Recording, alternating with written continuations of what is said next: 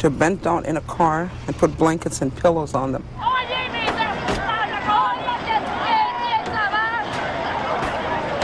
just drove and watched the car in front of me so that I don't hit him. And every time I try to get try to put my head up and see what was going on, they just kept pushing me down. I didn't know why. And I just heard a bunch of yelling and a bunch of things hitting the car.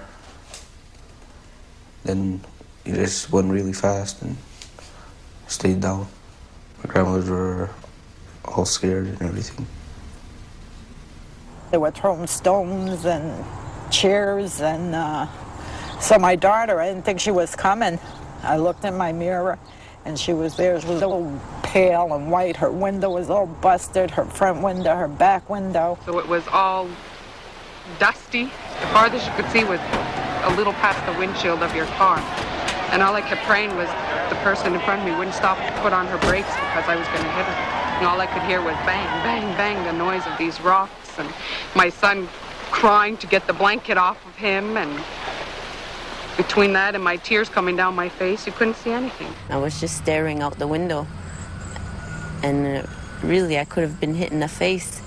I was there with my brother in the back seat with me, and I just decided that whoever was there, they weren't going to see me hiding. They were going to see my face staring out at them, a strong face. And they weren't going to see me back down. 15 is, it's quite an age to be going through that. That was one of the things I knew I had to do. I felt like almost like I was taking care of the family in my father's place, because I knew my mother was very nervous. I was 6.5 years old. I was holding my brother with me. He was sitting on my lap, and my baby cousin was sitting right next to us in her car seat.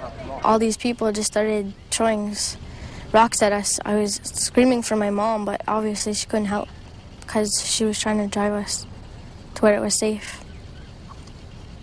My father in the back moaning, he had such a whisper because he was so sick, and he just kept saying, "Why are they doing this? Why are they doing this?" And my mother had her head down, and she was praying in Mohawk, "Zewaneo, Zewaneo, help us," which means, my God, help us. I couldn't believe how many people were gathered there, how many people hated us so much that they weren't there just to throw rocks to scare us. These were rocks to kill us. When I saw the rocks coming, I said, "Put your head down, put your head down."